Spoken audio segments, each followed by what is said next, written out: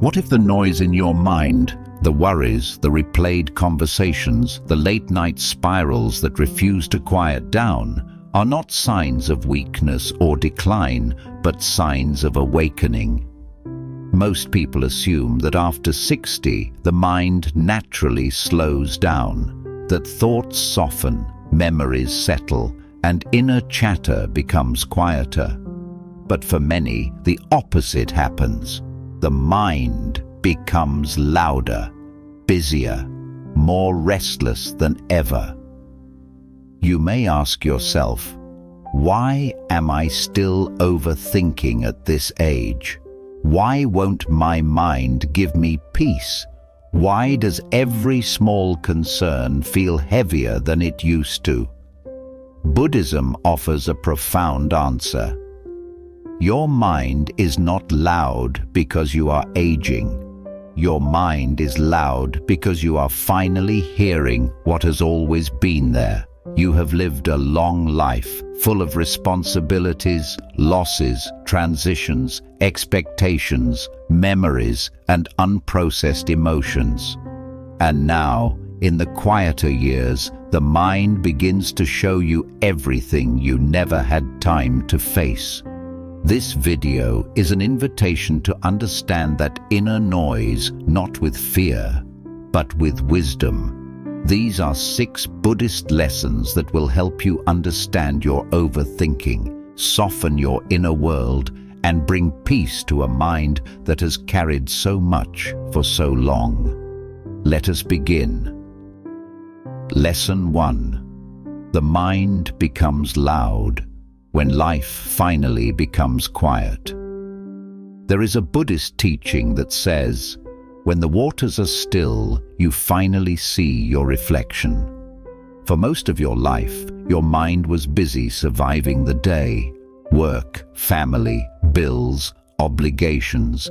You had people to care for, roles to play, responsibilities that demanded you to stay strong even when you didn't feel strong.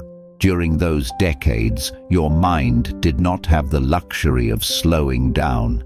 It had to push forward. It had to stay alert. It had to focus on the next task, the next challenge, the next phase of life. But then something shifts around midlife, and after 60, the external noise decreases. The house becomes quieter. The schedule eases. The demands of others lessen. The world stops pulling you from every direction. And for the first time, you can hear what has always been inside. This is the first Buddhist explanation for why your mind won't shut up.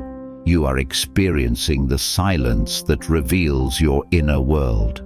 When life becomes quieter, the mind becomes louder, not because anything is wrong, but because there is finally enough stillness for the mind to speak.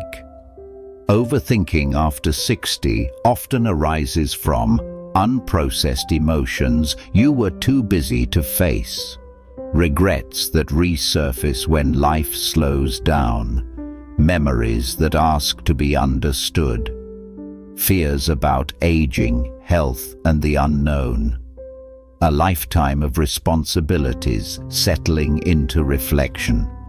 This is not mental decline. This is unfinished emotional business rising gently to the surface. Buddhism teaches that the mind is like a cup of muddy water. When the cup is constantly shaken, the water stays cloudy. But when you set it down, the sediment begins to rise and settle. You see what was always there. Your thoughts are not your enemy. Your mind is not failing you. It is trying to show you the pieces of your life that still need compassion, healing, and acceptance. So the first lesson is this: your mind is loud because you are finally safe enough, still enough, and free enough to hear your inner truth. Do not fear this noise. Do not fight it. Listen, because what rises now is ready to be released. Lesson 2. Overthinking is a sign of an untended heart. We tend to think of overthinking as a problem of the mind, but Buddhism says something different. Overthinking is often the voice of a heart that has not been tended to. Throughout your life, you have carried emotional weight that no one else could see. Disappointments you silently swallowed, hurts you never spoke about, worries you kept inside to protect others, moments where you were strong for everyone but yourself, losses that changed you in ways you never fully processed. Overthinking is the heart saying, there is something here that needs your attention. But because we're taught to be strong, productive, and composed, we push emotions down instead of feeling them. And suppressed emotions do not disappear, they simply move into the mind and become thoughts. This is why people over 60 often say, I don't know why I'm suddenly thinking about things from 20, 30, even 40 years ago. It's not a sign of decline, it's a sign of emotional wisdom finally arising. Your mind overthinks when your heart has been underfelt. Ask yourself gently, what emotion have I avoided? What pain have I minimized? What grief have I never fully allowed myself to experience? What truth have I been afraid to admit? Buddhism teaches that the heart and mind are not separate. They are like two wings of a bird. When one is injured, the other has to work too hard. An untended heart makes the mind do the emotional lifting. The mind becomes hyperactive, analytical, worried, restless, trying to solve what can only be healed through compassion, not logic. This is why overthinking often feels like trying to think your way out of a feeling. But the moment you allow yourself to feel, without judgment, without resistance, the mind softens. The thoughts lose their urgency. The noise becomes quieter. So the second lesson is this. To calm the mind, you must first care for the heart. Instead of asking, how do I stop overthinking? Try asking, what is my heart trying to tell me? Your thoughts are not trying to hurt you. They are trying to lead you home, to healing you may have postponed for years. When you offer kindness to your emotions, your mind no longer has to shout. It can finally rest. Lesson 3. Your thoughts are not the problem. Your relationship to them is. There is a Buddhist teaching that says, the mind is a wonderful servant and a painful master. By the time you reach your 60s and beyond, you have accumulated an entire universe inside your mind. Memories, patterns, beliefs, fears, hopes, unspoken conversations, lost opportunities, and silent griefs. These inner experiences don't simply disappear with age. In fact, they often grow louder. But here is the truth Buddhism emphasizes. Your thoughts are not the enemy. Your over-identification with them is. Most people believe every thought the mind produces. They take each one personally, as if every worry is a prediction. Every memory is a warning. Every idea is a demand that must be obeyed. But the Buddhist view is radically different. Your mind is a storyteller, a commentator, a narrator that never learned how to stop talking. The mind produces thoughts the way your heart beats, automatically, continuously, without asking for your permission. This is not a flaw. This is what the mind does. The problem begins when you mistake your thoughts for truth. At this stage of your life, overthinking often comes from habit. You've had decades of mental rehearsal, planning, preparing, anticipating, managing crises, caring for others, holding everything together. Your mind learned to stay alert because alertness once kept you safe. But now that same alertness is unnecessary. And yet the mind continues the old pattern. It spins stories. It revisits the past. It imagines every possible future. It warns you about things that may never happen. It replays conversations long finished, not because something is wrong, but because your mind is operating on momentum. A lifetime of thinking cannot simply turn off. This is why Buddhism teaches you cannot control the waves, but you can learn to surf. Trying to silence your mind only makes the thoughts fight harder for your attention. Trying to force peace only creates more tension. Trying to push thoughts away gives them power. But when you change your relationship to your thoughts, the entire inner world begins to soften. Try this gentle shift. Instead of thinking, "I must stop overthinking," try saying, "I am noticing thoughts arising." Instead of believing, "This thought is true," try saying, "This is just a thought." Instead of judging yourself, "I shouldn't feel this way," try saying, "This feeling is allowed to exist." This is the heart of Buddhist mindfulness. You become the observer, not the prisoner. When you observe a thought without attaching to it, resisting it, or arguing with it, the thought loses its grip. It passes through you like a cloud drifting across the sky. Your thoughts don't need you to fight them. They need you to witness them. Because the moment you stop giving every thought so much importance, a profound freedom begins to open. You learn that your thoughts are temporary, not permanent. They are suggestions, not truths. They are passing weather, not the climate of your being. So the third lesson is this: your mind may still be loud after 60, but you no longer have to believe every voice inside it. You can listen without absorbing. You can witness without drowning. You can feel without being overwhelmed. You are not your thoughts. You are the awareness that notices them, and that awareness is spacious, calm, and deeply wise. Lesson 4. The root of overthinking is fear of impermanence. One of the deepest Buddhist teachings and one of the most difficult to accept is anicca, the truth of impermanence.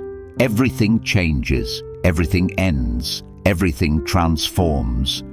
And often it is this reality, spoken or unspoken, that fuels overthinking in the later stages of life. When you are young, change feels distant.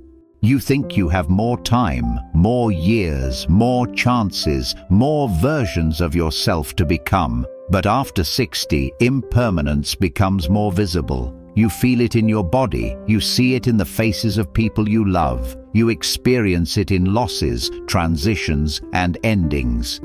The mind reacts to impermanence with fear. And fear creates overthinking. Fear of becoming irrelevant. Fear of losing independence. Fear of illness. Fear of being alone. Fear of decisions you cannot undo. Fear that the future may hold more loss than joy. These fears, when unexamined, turn into spirals of thought that keep you awake at night. Buddhism does not dismiss these fears. It does not tell you to just be positive or stop worrying or think happy thoughts. Instead, it invites you to sit with impermanence, not as an enemy, but as a truth that can set you free. When you stop resisting impermanence, the mind no longer needs to panic.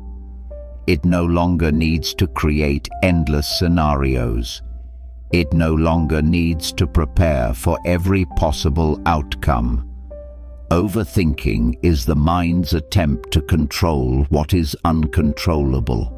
It believes, if I think enough, I can prevent pain. If I anticipate everything, I can avoid suffering. If I stay mentally alert, I will be safe.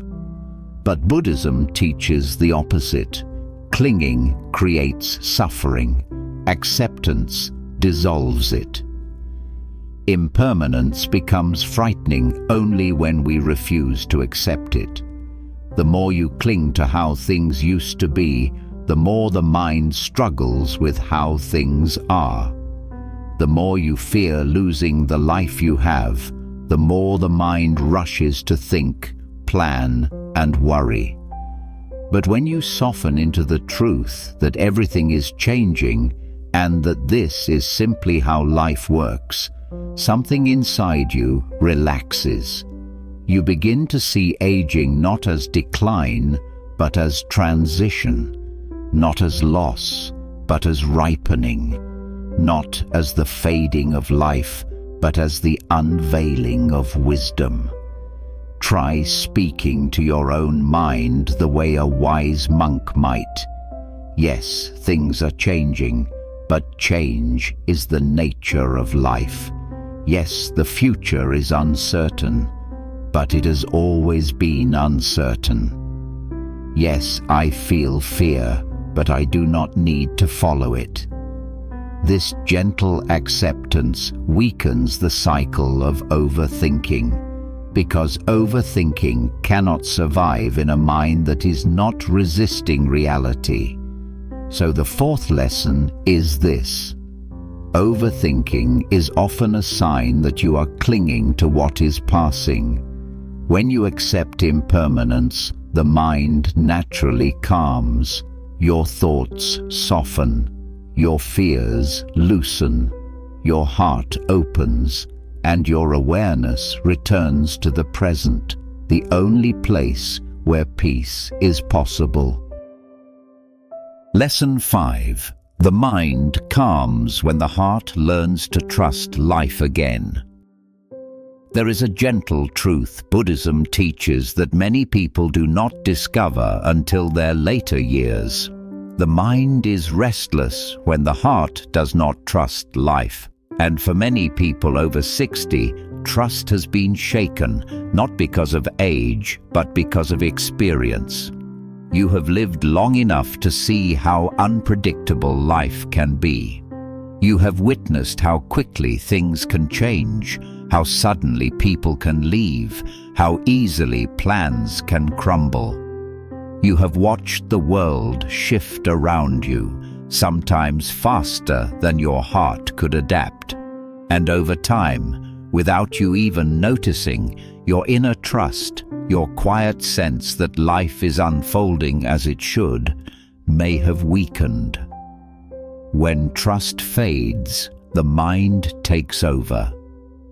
It tries to calculate everything, control everything, predict everything, protect you from every possible hurt.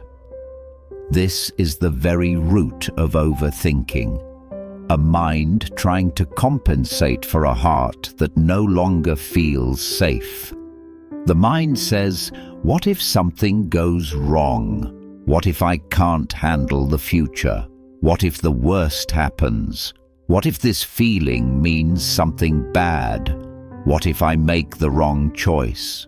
And the mind believes it's helping you by asking these questions. It believes it's keeping you alert, careful, responsible.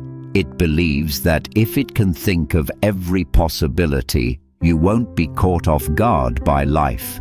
But Buddhism teaches the opposite. Overthinking does not protect you. It disconnects you. It disconnects you from the present moment. It disconnects you from your own wisdom. It disconnects you from the joy and peace that still exist around you right now. When your mind is constantly scanning for danger, it cannot see beauty. When it is preparing for loss, it cannot feel gratitude. When it is anticipating fear, it cannot rest. This is why the Buddha taught a radical form of trust. Not blind trust, not naive optimism, but a deep acceptance that life is always changing and that you have the wisdom to meet whatever arises. Trust is not believing nothing bad will happen. Trust is knowing you will meet life as it comes. Think back on your own history. You have survived heartache, disappointment, illness, loss, uncertainty, change, and seasons of life you once thought you would never get through. And yet, here you are, still breathing, still learning, still capable of peace. Your mind remembers the pain, but your heart remembers the resilience. This is why Buddhism teaches that cultivating trust is one of the most powerful ways to calm a noisy mind, especially in later life. Here are gentle ways to rebuild that trust. 1. Trust in your own capacity to adapt. You have adapted to every chapter of your life so far. Why would you lose that ability now? Age does not diminish resilience, it refines it. You do not need to know the future to trust yourself in the future. 2. Trust in the wisdom of your experiences. The reason many overthink is because they believe they must solve everything intellectually. But your greatest wisdom didn't come from thinking. It came from living. You have decades of insight inside you. You can rely on that more than your fears. 3. Trust that not every thought requires action. Some thoughts arise only to pass through. You do not need to respond to everything your mind says. You can let thoughts come and go like leaves floating down a river. 4. Trust that uncertainty is not a threat. Uncertainty is simply space. The space in which new things can grow. The space in which life reorganizes itself. The space in which clarity eventually appears. Overthinking tries to fill that space with mental noise, but you can choose to let that space simply be space. 5.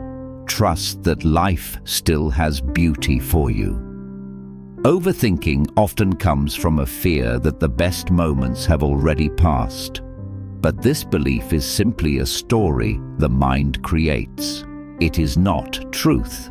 Life does not stop offering beauty after 60.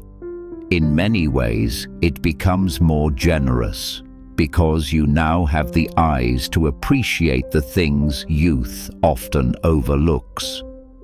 6. Trust that you are allowed to rest. You have spent so many years carrying others, solving problems, being strong, being productive, being reliable. Rest is not laziness. Rest is emotional repair. Rest is mental clarity. Rest is spiritual return. When you rest, your mind stops operating in survival mode. It becomes quieter. 7. Trust that peace is still possible. It is never too late to create a peaceful inner life. Your habits are not fixed. Your mind is not stuck. Your heart is not closed. When trust returns, overthinking softens. The mind stops scanning for danger. The body stops bracing. The breath becomes gentle. Life feels less like something to manage and more like something to receive. So the 5th lesson is this. You calm the mind not by controlling your thoughts, but by teaching your heart to trust life again. And trust is built slowly, lovingly, over time. One breath, one moment, one act of self-kindness at a time. Lesson 6. Peace begins when you stop arguing with reality. There is a moment in life, often after 60, when you start to see clearly that fighting with reality has never once brought peace. Yet the mind continues arguing, silently, relentlessly, endlessly. The Buddha taught that the mind suffers not because of what happens, but because of the stories it tells about what happens. And many of these stories begin with one painful phrase: "This shouldn't be happening." Think about how many times the mind whispers this during a single day. This shouldn't hurt. This shouldn't be so difficult. They shouldn't have treated me this way. This shouldn't have changed. My body shouldn't feel like this. My life shouldn't be slowing down. I should have figured this out by now. I shouldn't still feel worried or lonely or unsure. Every should is a tiny resistance, a small rebellion against the way life is unfolding. And resistance is exhausting. You may not notice it in the moment, but every time you argue with reality, your mind tightens, your heart closes a little, and your peace slips a bit further away. Buddhism teaches a gentle alternative. Stop arguing with the present moment. Let it be as it is, and from that acceptance, choose your next step. This does not mean being passive. It does not mean liking everything that happens. It does not mean giving up or avoiding responsibility. It simply means this: don't use your mind to fight what has already arrived. When you stop resisting, you free the energy that was trapped in struggle and redirect it into clarity and action. But why is the mind so committed to resisting reality in the first place? Because the mind learned long ago that if it could control everything, it could prevent pain, it could prevent loss, it could prevent disappointment, it could prevent change. But you know, from a lifetime of lived experience, that control is an illusion. Life moves with its own rhythm, its own timing, its own unfolding. And the more tightly you try to shape it with thought alone, the louder your mind becomes. This is why the Buddha taught the practice of radical acceptance, not the acceptance of defeat, but the acceptance that frees you from mental struggle.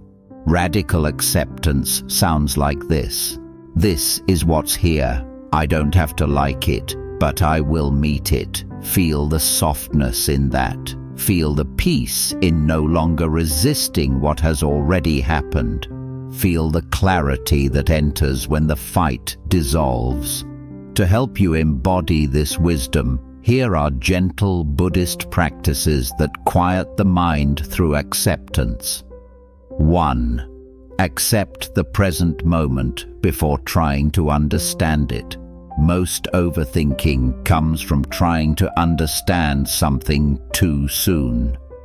Before you interpret an experience, simply acknowledge it. This is happening right now. That's enough. Understanding will come later, naturally, softly, in its own timing. 2. Accept that emotions rise and fall like weather. No feeling is permanent. Not anxiety, not sadness, not confusion, not regret. When you allow emotions to pass through instead of analyzing them, the mind no longer needs to fight them. You become a sky, not a storm. 3. Accept that other people will be who they are. You cannot think someone into being kinder, more responsible, more loving, more self-aware, more present, or more understanding. The mind tries to rewrite people. The heart learns to release them.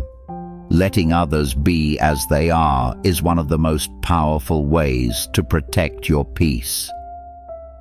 4. Accept that your past cannot be edited, only understood. Regret is a quiet war against time. But the past does not need your punishment. It needs your compassion. Everything you did with the level of awareness you had at the time. Your mistakes were teachers, not enemies. The mind calms when the past is forgiven. 5. Accept that aging is not a decline. It is a ripening. Your body changes, yes. Your pace changes. Your priorities change. But in Buddhism, aging is not something to resist. It is a spiritual process, the shedding of what is unnecessary, the deepening of what matters, the returning to the essence of who you truly are. The mind struggles with aging only when it clings to who you were instead of honoring who you are becoming. 6. Accept that peace is a practice, not a destination. You do not reach peace, you practice peace. Moment by moment, breath by breath, thought by thought. When you stop arguing with reality, the mind no longer needs to invent stories, run in circles, or prepare for imaginary dangers. It becomes simple, clear, quiet. This is the heart of Lesson 6. Peace doesn't come from controlling life. It comes from surrendering the fight against what life already is. When acceptance becomes natural, silence becomes possible. And when silence becomes possible, wisdom awakens. If this message spoke to your heart, take a moment to breathe with it. You deserve a life that feels peaceful from the inside out, no matter your age. If you'd like more Buddhist wisdom and calming guidance, subscribe to the channel, like this video to support the teaching and share it with someone who may need these words today. Thank you for spending this time with me. May you be gentle with your mind, and may peace find you in every moment ahead.